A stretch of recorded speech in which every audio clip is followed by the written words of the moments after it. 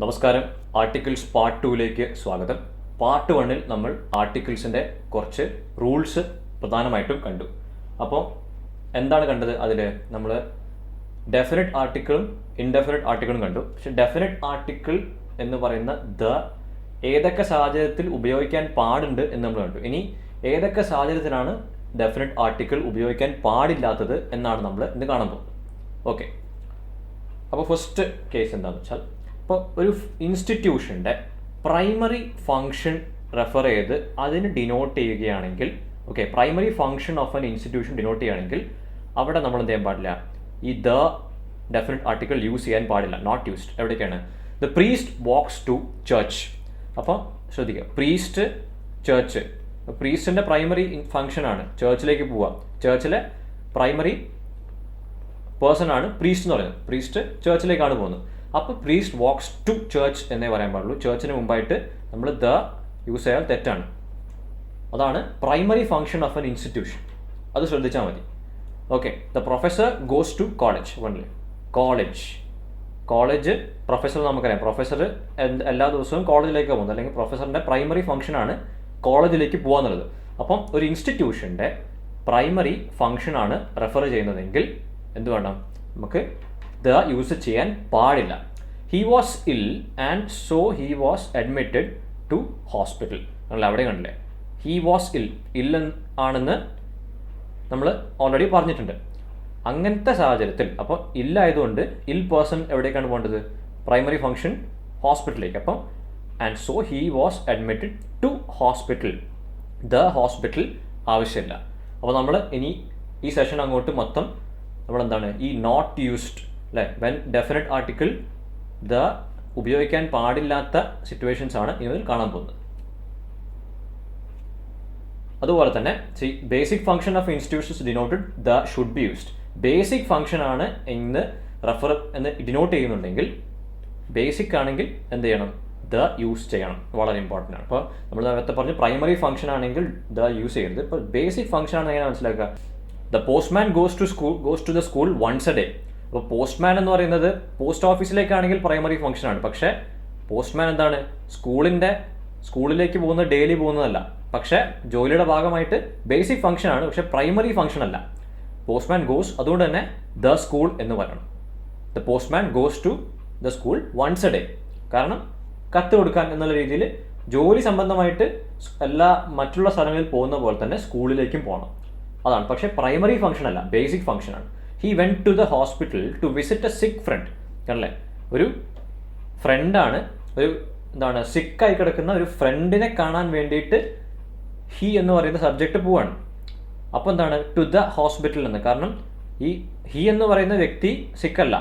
അപ്പോൾ ജസ്റ്റ് സിക്കായി കിടക്കുന്ന സിക്ക് ഫ്രണ്ടിനെ കാണാൻ വിസിറ്റ് ചെയ്യാൻ വേണ്ടി പോവുകയാണ്. അപ്പോൾ യൂസ് ചെയ്യണം. കാരണം എന്താണ്? അത് പ്രൈമറി ഫങ്ഷൻ അല്ല, ജസ്റ്റ് ഫ്രണ്ടിനെ കാണാൻ പോവാണ്. പക്ഷേ ഇഫ് ഹി വാസ് അഡ്മിറ്റഡ് അല്ലെങ്കിൽ ഹി വാസ് സിക്ക്, ദെൻ എന്താണ് ഇവിടെ പാടില്ല. പക്ഷേ ഇത്തരം സാഹചര്യത്തിൽ ബേസിക് ഫങ്ഷൻ ആയതുകൊണ്ട് യൂസ് ചെയ്യാം. ഓക്കെ, പ്രൈമറി ഫങ്ഷനും ബേസിക് ഫങ്ഷനും നമ്മൾ വായിച്ചാൽ നമുക്ക് മനസ്സിലാവും. ഏതാണ്ട് ആ ഒരു ലോജിക് യൂസ് ചെയ്താൽ മനസ്സിലാവും എപ്പോഴാണ് യൂസ് ചെയ്യേണ്ടത്, യൂസ് ചെയ്യാൻ പാടില്ലാത്തത്. ഇനി ശ്രദ്ധിക്കേണ്ടത്, ഇതുപോലത്തെ എക്സ്പ്രഷൻസ് ശ്രദ്ധിച്ചിട്ടുണ്ടാകും. All day, all night, I can do this all day, he worked all night എന്നൊക്കെ പറഞ്ഞാൽ എന്താണ്? ബേസിക്കലി ദിവസം മുഴുവൻ എന്ന് വെച്ചാൽ കണ്ടിന്യൂസ് ആയിട്ട് ദിവസം മുഴുവൻ ചെയ്തു, അല്ലെങ്കിൽ രാത്രി മുഴുവൻ വർക്ക് ചെയ്തു, രാത്രി മുഴുവൻ എന്നൊക്കെ അർത്ഥം. അപ്പോൾ അത്തരം എക്സ്പ്രഷൻസിൽ യൂസ് ചെയ്യാൻ പാടില്ല. അതായത് ഓൾ ദ ഡേ എന്നോ ഓൾ ദ നൈറ്റ് എന്നോ പറയാൻ പാടില്ല. He worked hard all day and all night എന്ന് വെച്ചാൽ മുഴുവൻ ഒരു ബ്രേക്ക് ഇല്ലാതെ കഷ്ടപ്പെട്ടിരുന്ന് പണിയെടുത്തു, വർക്ക് ചെയ്തു, ജോലി എടുത്തു എന്നാണ് ആ ഒരു സെൻറ്റൻസിൻ്റെ അർത്ഥം. അപ്പോൾ അതൊരു എക്സ്പ്രഷനാണ്, ഒരു ഫ്രേസാണ്. അതുകൊണ്ട് അതിൻ്റെ കൂടെ എന്താണ്? യൂസ് ചെയ്യാൻ പാടില്ല. ഓക്കെ, പക്ഷേ വേറെ എക്സെപ്ഷൻ ഉണ്ട്. അതായത് മോർണിംഗ്, ആഫ്റ്റർനൂൺ, ഈവനിങ്, വീക്ക്, ഇങ്ങനെയൊക്കെ ആണെങ്കിൽ ഇത്തരം എക്സ്പ്രഷൻസ് ആണെങ്കിൽ അവിടെ യൂസ് ചെയ്യണം. All the morning, all the afternoon, all the evening, all the week, ഇങ്ങനെയാണെങ്കിൽ നമുക്ക് യൂസ് ചെയ്യണം, നിർബന്ധമാണ്. ശരിയാണ്. യൂസ് ചെയ്തിട്ടുണ്ടെങ്കിൽ തെറ്റാണ്. അപ്പോൾ യൂസ് ചെയ്യാൻ പാടില്ല സ്ഥലം ഏതൊക്കെയാണ് പറഞ്ഞത്? ഓൾ ഡേ, അതായത് ഡേയും നൈറ്റും വരികയാണെങ്കിൽ യൂസ് ചെയ്യാൻ പാടില്ല. പക്ഷേ മോർണിംഗ്, ആഫ്റ്റർനൂൺ, ഈവനിങ്, വീക്ക് ഇതൊക്കെയാണെങ്കിൽ all the morning, all the afternoon, all the evening, all the week എന്നാ പറയുന്നത്. It has been raining all the morning. All morning അല്ല, ഓൾ ദ മോർണിംഗ് ആണ്. ഓൾ മോർണിംഗ് ചിലപ്പോൾ സെൻറ്റൻസിൽ തരുമ്പോൾ നമ്മൾ വിചാരിക്കും അത് ശരിയാണെന്ന്, പക്ഷേ അത് വായിക്കുമ്പോഴും വലിയൊരു ഗ്രാമർ മിസ്റ്റേക്ക് തോന്നില്ല. പക്ഷേ എന്താണ്, മോർണിംഗ് കാര്യങ്ങളൊക്കെ ശ്രദ്ധിക്കുക. 2 കാര്യം മാത്രമേ ഉള്ളൂ. ഡേയും നൈറ്റും ആണെങ്കിൽ മാത്രമേ ദ യൂസ് ചെയ്യാൻ പാടില്ലാത്തുള്ളൂ. ബാക്കി എല്ലാ കേസിലും ദ യൂസ് ചെയ്യണം. He has been attending phone all the evening. He has been attending phone all the evening. Okay, morning evening ആയതുകൊണ്ട് ദ യൂസ് ചെയ്യുന്നു. ഓൾ ദ മോർണിംഗും ഓൾ ദ ഈവനിങ്ങും. A proper noun when restricted in meaning takes the definite article the. ഈ ഒരു example നോക്കിയാൽ മനസ്സിലാവും. Write an essay on the India of my dreams. The India of my dreams. ഈ of my dreams എന്ന് പറഞ്ഞപ്പോൾ മനസ്സിലായില്ലേ, അതായത് ഉദ്ദേശിക്കുന്നത് എന്താണ്, നിങ്ങളുടെ സ്വപ്നത്തിലെ ഇന്ത്യയെക്കുറിച്ചാണ് എസ്സേ എഴുതാൻ പറഞ്ഞിരിക്കുന്നത്. അപ്പം സ്വപ്നത്തിലെ ഇന്ത്യ എന്ന് പറയുമ്പോൾ ഇന്ത്യ എന്ന് പറയുന്ന ഒരു രാജ്യത്തിനെ കുറിച്ചല്ല, പക്ഷേ നിങ്ങളുടെ സ്വപ്നത്തിൽ നിങ്ങൾ എന്താണ് ഉദ്ദേശിക്കുന്നത്. അപ്പം ആ ഇന്ത്യ എന്ന് പറയുന്ന പ്രോപ്പർ നൗണിന് ഒരു മീനിങ്ങിൽ റെസ്ട്രിക്ഷൻ വന്നു. ഇന്ത്യയെക്കുറിച്ചല്ല, നിങ്ങളുടെ സ്വപ്നത്തിലെ ഇന്ത്യ. അപ്പം റെസ്ട്രിക്റ്റഡ് ഇൻ മീനിങ്. അത്തരം സാഹചര്യങ്ങളിൽ എന്ത് യൂസ് ചെയ്യാം, ദ യൂസ് ചെയ്യാം. ഓക്കെ, അല്ലെങ്കിൽ ഇപ്പോൾ പ്രോപ്പർ നൗൺ എന്ന് പറയുമ്പോൾ ഈ സ്ഥലത്തിൻ്റെ പേര് മാത്രമല്ല, വേറെ ഏത് പ്രോപ്പർ നൗൺ ആണെങ്കിലും ദ യൂസ് ചെയ്യാം. മീനിങ്ങിനാണെങ്കിൽ ദ യൂസ് ചെയ്യാം പ്രോപ്പർ നൗണിന് മുമ്പായിട്ട്, if it is restricted in meaning.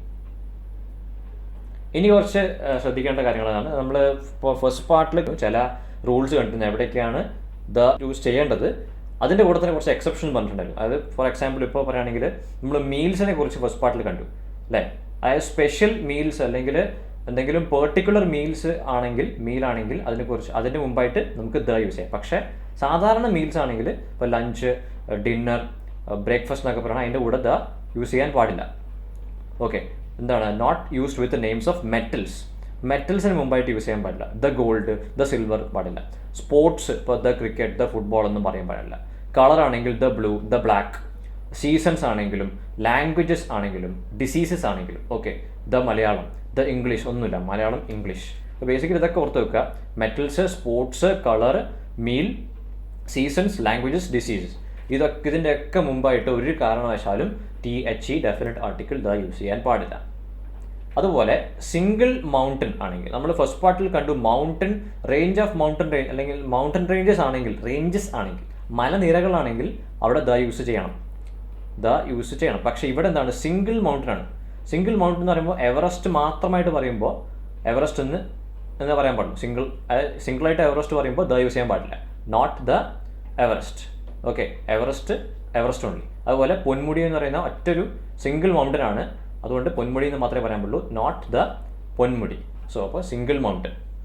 അപ്പോൾ ഈ പറഞ്ഞ ഫസ്റ്റ് പാർട്ടിലും സെക്കൻഡ് പാർട്ടിലും നമ്മൾ പറഞ്ഞ കാര്യങ്ങളൊക്കെ നോട്ട് ചെയ്ത് വെക്കുക. ഇത് എന്നിട്ട് പ്രാക്ടീസ് ചെയ്യുക. എന്നാലും നമുക്ക് കറക്റ്റായിട്ട് ക്വസ്റ്റ്യൻ വരുമ്പോൾ മനസ്സിലായി ഇതിനു മുമ്പ് ആർട്ടിക്കിൾ യൂസ് ചെയ്യാൻ പാടുണ്ടോ, അതായത് ഏത് ആർട്ടിക്കിളാണ് യൂസ് ചെയ്യേണ്ടത് അല്ലെങ്കിൽ നോ ആർട്ടിക്കിളാണോ. ഇനി പ്ലൂറൽ നൗൺസ്, അതായത് സാധാരണ ഇതിൽ പ്ലൂറൽ നൗൺസ് എന്താണ്, അത് ജനറൽ സെൻസിലാണ് യൂസ് ചെയ്യുന്നതെങ്കിൽ അതിന് മുമ്പിലായിട്ട് THE ദ പാടില്ല. The books are are best friends എന്ന് പറയാൻ പാടില്ല. Books are are best friends. ഈ ബുക്സിന് പകരം ഏത് പ്ലൂറൽ നൗൺ എടുത്തോ, ഒരു നൗൺ എടുത്തിട്ട് അതിൻ്റെ പ്ലൂറൽ ഫോം ആണെങ്കിലും അതിന് മുമ്പായിട്ട് ദ യൂസ് ചെയ്യാൻ പാടില്ല. Okay, are best friends, books are best friends. Okay, apples are grown mainly in cold regions, അതിന് മുമ്പായിട്ട് ദ യൂസ് ചെയ്യാൻ പാടില്ല. ആപ്പിൾസ് മതി. The apples are grown mainly in cold regions അല്ല, apples are grown mainly in cold regions. അപ്പം the എന്ന് പറയുന്ന definite ആർട്ടിക്കിളിൻ്റെ യൂസ് ഒന്ന് ശ്രദ്ധിക്കുക. വളരെ ട്രിക്കിയാണ്. ഓക്കെ, എവിടെയൊക്കെയാണ് യൂസ് ചെയ്യേണ്ടത്, യൂസ് ചെയ്യാൻ പാടില്ലാത്തതൊക്കെ നമ്മൾ ഈ പറയുന്നതൊക്കെ ശ്രദ്ധിക്കുക. Before names ending in street, avenue, lane, അതായത് സ്ട്രീറ്റ്, അവന്യൂ, ലെയിൻ ഇത്തരം വാക്കുകളുടെ മുമ്പിൽ, നെയിംസിന് മുമ്പിലായിട്ട് ഒരു കാരണവശാലും ദ യൂസ് ചെയ്യരുത്. I bought this guitar at Gandhi street. അപ്പോൾ സ്ട്രീറ്റിൻ്റെ പേരാണ്, അതിൽ ദ യൂസ് ചെയ്യാൻ പാടില്ല. Okay, I bought this guitar at Gandhi street മതി. അല്ലെങ്കിൽ his new house is at Gokhale lane. അപ്പോൾ സ്ട്രീറ്റിൻ്റെ പേര് എവിടെയെങ്കിലും വരുന്നുണ്ടെങ്കിൽ അതിന് മുമ്പായിട്ട് അത് വെറുതെ വിടുക, നോ ആർട്ടിക്കിളാണ്, ദ യൂസ് ചെയ്യാൻ പാടില്ല. ഇനി പ്രധാനമായിട്ടും യൂണിവേഴ്സിറ്റീസിൻ്റെ പേര്, പ്രധാനപ്പെട്ട ഓക്സ്ഫോർഡ് യൂണിവേഴ്സിറ്റി, കേംബ്രിഡ്ജ് യൂണിവേഴ്സിറ്റി, ഇതൊക്കെ യുണീക്ക് ആണെങ്കിലും അല്ലെങ്കിൽ കേംബ്രിഡ്ജ് യൂണിവേഴ്സിറ്റി ഒന്നേ ഉള്ളെങ്കിൽ പോലും അതിന് മുമ്പിൽ ദ യൂസ് ചെയ്യാൻ പാടില്ല. Okay, Oxford university, Cambridge university, Calicut university, ഏത് യൂണിവേഴ്സിറ്റി ആണെങ്കിലും ദ യൂസ് ചെയ്യാൻ പാടില്ല. പക്ഷേ എക്സെപ്ഷൻ എന്താണ്, the university of Cambridge, the university of Calicut. അപ്പോൾ ആ യൂസേജിലുള്ള ഡിഫറൻസ് മനസ്സിലാക്കുക. ഓക്സ്ഫോർഡ് യൂണിവേഴ്സിറ്റി പക്ഷേ ദ, അല്ലെങ്കിൽ Cambridge university but the university of Cambridge അല്ലെങ്കിൽ ദ യൂണിവേഴ്സിറ്റി ഓഫ് കാലിക്കറ്റ്. ഇനി കുറച്ച് എക്സസൈസ്, അതായത് നമ്മൾ ഫസ്റ്റ് പാർട്ടിലും സെക്കൻഡ് പാർട്ടിലും ഇപ്പോൾ കണ്ട കുറച്ച് കാര്യങ്ങൾ വെച്ചിട്ട് കുറച്ച് റൂൾസ് വെച്ചിട്ട് നമ്മൾ ഇതെങ്ങനെ ചെയ്യും. അത് Ram took out dash bottle of juice from dash fridge. അപ്പോൾ ഇതെങ്ങനെയാണ് പറയുക, എന്താണ് ഉദ്ദേശിക്കുന്നത്? റാം ഫ്രിഡ്ജിൽ നിന്ന് ഒരു ബോട്ടിൽ ഓഫ് ജ്യൂസ്, ഒരു ജ്യൂസ് ബോട്ടിൽ എടുത്തു അല്ലേ, എടുത്തു, ടുക്ക് പാസ്റ്റ് ടെൻസ് ആണ്. അപ്പോൾ എന്താണ് ഒരു ബോട്ടിൽ ഓഫ് ജ്യൂസ്? അപ്പോൾ നമുക്കറിയാം എന്താണെങ്കിലും എന്തായാലും അറിയാം ആണ് അല്ലേ, Ram took out a bottle of juice, അത് ഉറപ്പാണ്, വളരെ ഓബ്വിയസ് ആണ്. ഇനി ഫ്രം എ ഫ്രിഡ്ജ് ആണോ, ഫ്രം ഫ്രിഡ്ജ് ആണോ, ഫ്രം ദ ഫ്രിഡ്ജ് ആണോ? ഓക്കെ, അപ്പം എപ്പോഴും എന്താണ് ദ ഫ്രിഡ്ജ് എന്നാണ് പറയാം. Ram took out a bottle of juice from the fridge. അപ്പോൾ ഇതൊരു ഒരു സെൻറ്റൻസ് ആണ്, ഒരു കാഷ്വൽ സെൻറ്റൻസ് ആണ്.